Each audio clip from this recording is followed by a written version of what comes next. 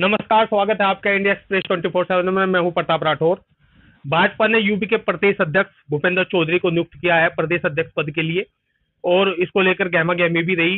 एक एक नया तरीके का वो चला कि भाई क्योंकि किसी और बिरादरी से अगर प्रदेश अध्यक्ष बनाया जाना था, मगर जाट बिरादरी से प्रदेश अध्यक्ष इनको नियुक्त किया है। इस संबंध में तमाम मुद्दों पर हम बात करेंगे। राजनीति विश्लेषक अंकित मानते हैं कि जो ये प्रक्रिया चल रही है, क्या 2024 को साधने की है, क्योंकि वेस्ट यूपी में जाट बिरादरी का थोड़ा बाहुल्य माना जाता है।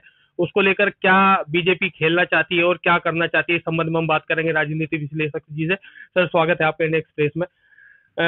जो अभी भूपेंद्र चौधरी जी को प्रदेश अध्यक्ष नियुक्त कर दिया गया है बीजेपी की तरफ से, इसको लेकर क्या कयास लगाए जा रहे धन्यवाद प्रताप जी। देखिए, बहुत दिनों से चर्चाओं का बाजार गर्म था कि उत्तर प्रदेश में प्रदेश अध्यक्ष की कमान किसके पास जाएगी, क्योंकि देखिए प्रदेश अध्यक्ष का पद एक इतना महत्वपूर्ण पद है कि इतने दिनों से वो खाली था।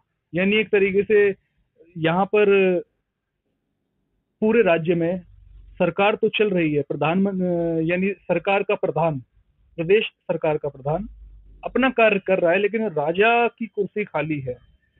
तो उसकी नियुक्ति को लेकर काफी दिनों से चर्चाएं चल रही थी कि क्या वो कोई ब्राह्मण चेहरा होगा, कोई क्षत्रिय चेहरा होगा, क्षत्रिय में भी किस समाज से होगा, या कोई वैश्य समाज से होगा, या दलित समाज से होगा, क्योंकि दलित वर्ग भी अच्छा खासा पैठ रखता है अपने उत्तर प्रदेश में। चर्चाओं का बाजार गर्म था। इसी बीच हमने देखा कि किसान आंदोलन भी हुआ दिल्ली में, चुनाव भी हुए 2022 के, और उन सब चीजों को भी एक तरीके से समझा गया कि कैसे कैसे किया जाए। प्रदेश अध्यक्ष जब थे, फिर उनका कार्यकाल खत्म हुआ, इन सब तमाम बातों के साथ साथ किसान आंदोलन और चुनाव और अन्य राज्यों के भी चुनाव का फर्क पड़ता है इस चीज पर। और जब चुनाव हुए, खास तौर से पश्चिमी उत्तर प्रदेश में लगभग आधा दर्जन सीटों का, आधा दर्जन जो आपकी सीटें हैं उन पर फर्क पड़ा, और आधा दर्जन से ज्यादा सीटें हैं, मैं तो कहूंगा पूरे पश्चिमी उत्तर प्रदेश में काफी फर्क पड़ा। राष्ट्रीय लोकदल जो 0 पे था, वो 8 सीटें निकाल के लेके आया, और जो भाजपा की 2017 में सीटें आई थी, उनको बिल्कुल नुकसान देखना पड़ा। यानी जो उन्होंने कैलकुलेशन की थी कि ये सीटें इस बार भी शायद हमारे ही पाले में रहेंगी, वो सीटें भाजपा को नुकसान हुआ, वो चली गई उनके हाथ से। और खास तौर से जाट बाहुल्य इलाकों की मैं बात कर रहा हूँ, जिसमें आपका सहारनपुर आता है, मुजफ्फरनगर की सीटें, शामली, बागपत, और आपका इधर आप चले जाइए तो ये जो जहां से ये आते हैं मुरादाबाद क्षेत्र से, वो भी जिस सीट से आते हैं वो भी जाट बाहुल्य सीट कही जाती है, काट। हालांकि काफी सारी चीजें हैं। अभी आज तो उनकी नियुक्ति हुई है भाजपा हाईकमान की तरफ से। अब धीरे धीरे चीजें सब क्लियर हो जाएंगी, मैं समझता हूँ, लेकिन ये अच्छा दाव है 2024 के चुनाव को देखते हुए। सवाल तो बहुत हैं, मगर एक सवाल ये है कि जो कुछ इस बार के चुनाव में जाट बिरादरी में थोड़ी नाराजगी रही भाजपा के प्रति, क्योंकि किसान आंदोलन रहा, गन्ने का पेमेंट की बात रही, बहुत चीजें रही, उसको लेकर नाराजगी रही। क्या उन्हें साधने के लिए अब ये दांव खेला गया है? और अगर हम वेस्ट यूपी की बात करें तो जैन चौधरी को लेकर अखिलेश यादव ने एक गठबंधन तैयार किया था और चुनाव भी लड़े थे, हालांकि जीत नहीं मिल पाई, यानी कि मुख्यमंत्री के पद पर नहीं बन पाए। तो उस इस चीज को देखते हुए आपके जो प्रदेश अध्यक्ष बनाए गए हैं जाट बिरादरी से, क्या इनकी पकड़ को कमजोर करने के लिए इस चीज पर दांव खेला गया है? देखिए, एक चीज मैं आपको बताऊं कि जो 2022 को चुनाव को देखते हुए जयंत चौधरी जी और अखिलेश यादव के मध्य जो गठबंधन हुआ था, वो आज भी चल रहा है, वो आज भी अस्तित्व में है। क्योंकि राज्यसभा में चौधरी साहब पहुंच गए हैं, मात्र अपने 8 एमपी, माफ कीजिएगा, 8 विधायकों के बल पर जी। राज्यसभा उनको दी है।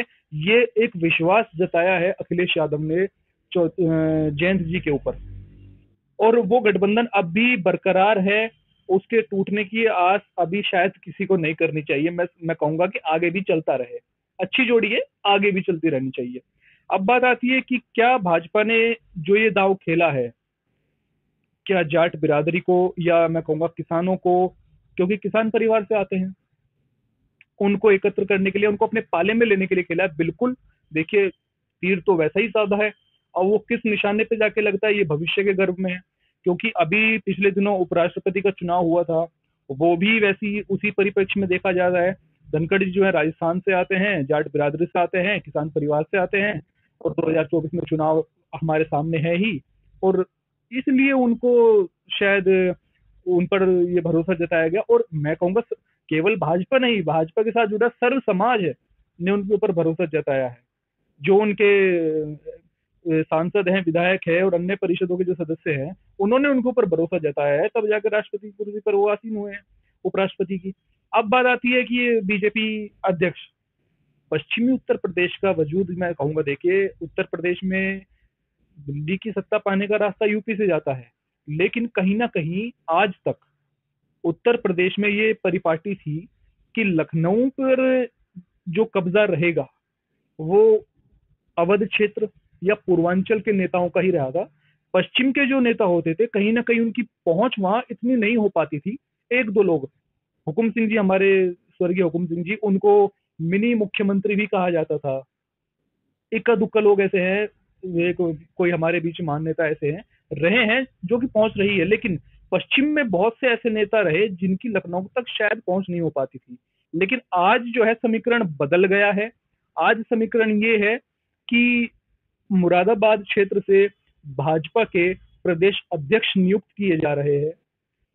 आज 2017 में जब उत्तर प्रदेश चुनाव हुआ, योगी जी का पहला कार्यकाल था, जो गन्ना विभाग है, या हम बोलेंगे गन्ना मंत्रालय है, उसका जो दायित्व सौंपा गया था, माननीय सुरेश राणा जी को सौंपा गया था, वो भी पश्चिम से आते हैं।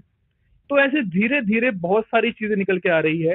हालांकि प्रदेश अध्यक्ष के दौर में पहले ब्राह्मण चेहरे भी थे, नाम आया था निकल के श्रीकांत शर्मा जी का भी, वो भी पश्चिमी उत्तर प्रदेश से ही है। तो पश्चिमी उत्तर प्रदेश की मैं कहूंगा कि शायद ये सौभाग्य की बात है कि हमारे क्षेत्र से ऐसे नेता और ऐसे नाम निकल के आ रहे हैं कि वो जो जनता के लिए काम कर रहे थे काफी समय से, लेकिन शायद उनको पहचान नहीं मिल रही थी। अब भले ही आप इसे जातिवाद से जोड़ना चाहे जोड़ सकते हैं कि नाराजगी दूर हो पाएगी, जो बीजेपी से थोड़ी बहुत नाराजगी चल रही थी, तो क्योंकि कई आंदोलन हुए, उसको लेकर नाराजगी हो गई थी, एक बीजेपी के खिलाफ माहौल ही खड़ा हो गया था।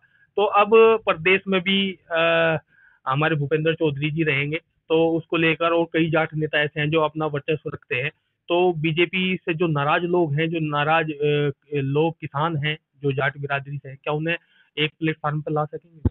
बिल्कुल, देखिए, कोशिश तो उनकी वही होगी, इसीलिए उनको ये दायित्व सौंपा गया है। और रही बात नाराजगी दूर होने की, मैं समझता हूँ नाराजगी तो दूर हो जानी चाहिए। अब मैं ये कहूंगा कि देखिए, काफी चीजें हैं। अब तक जो नाराजगी थी कि भाजपा किसानों पर ध्यान नहीं दे रही है, किसानों पर ध्यान भी दिया जा रहा है, उनकी समस्याओं का निराकरण भी किया जा रहा है, और अब उनके क्षेत्र से ऐसे नेताओं को आगे बढ़ाया जा रहा है, उनको जिम्मेदारी दी जा रही है राष्ट्रीय स्तर पर भी, राज्य स्तर पर भी, कि वो अपने क्षेत्र का, अपने समाज का प्रतिनिधित्व कर सके। तो नाराजगी मैं समझता हूँ पहले भी ऐसी कोई नाराजगी थी नहीं। इक्का दुक्का जो दो चार मामले थे, उनको लेकर शायद बातचीत नहीं बन पा रही थी। नाराजगी ना पहले थी किसानों के मध्य, मुझे जहां तक उम्मीद है ना अब है। नाराजगी की अगर हम बात करें तो थोड़ा गन्ने के पेमेंट को लेकर थोड़ी नाराजगी थी, क्योंकि वेस्ट यूपी में आप देखा जाएगा कि वेस्ट यूपी में अधिकतर लोग गन्ने के ऊपर निर्भर है, खेती उनकी जो आजीविका है गन्ने के ऊपर है, गन्ने का पेमेंट नहीं होता था, उसको लेकर ज्यादा नाराजगी लोगों के अंदर थी। तो मिलों ने पेमेंट नहीं दिया, तो किसानों ने सोचा भाई भाजपा की सरकार है, वादा भी 14 दिन का किया गया था, मगर हमारा पेमेंट नहीं हो पा रहा, तो वो नाराजगी अब दूर कर सकेंगे? देखिए, कोशिश तो, जहां तक मेरा अनुमान है या जहां तक हमें पता चला है, कोशिश तो सरकार ने पहले भी की उस नाराजगी को दूर करने की, और प्रयास भी काफी किए, ऐसा नहीं है नहीं किए। और अब भी सरकार उस चीज के ऊपर ध्यान दे रही है। आपने पिछले दिनों सुना होगा कि पूरे प्रदेश को, जो 75 जिले हैं, उनको 3 भागों में बांट दिया गया है, 25-25-25। जो ये 25 जिले पश्चिम हिस्से के आते हैं, यानी हमारा पश्चिमी उत्तर प्रदेश, इसकी कमान सीधा मुख्यमंत्री जी ने अपने हाथ में ली है। और जो गन्ना बेल्ट है वो भी पश्चिमी उत्तर प्रदेश में आती है। तो यानी फोकस पूरा पश्चिमी उत्तर प्रदेश पर है, ताकि यहाँ के लोगों की, यहाँ के किसानों की, या गन्ना किसानों की मैं कहूंगा मुख्य रूप से, उनकी सारी समस्याओं का निराकरण किया जा सके। और ये केवल इसलिए क्योंकि 2024 के चुनाव जो है लगभग हमारे सामने आने वाले, कुछ समय बाद, आप 2-4 महीने रुक जाइए, कुछ समय बाद चुनाव का बिगुल फूकने वाला है।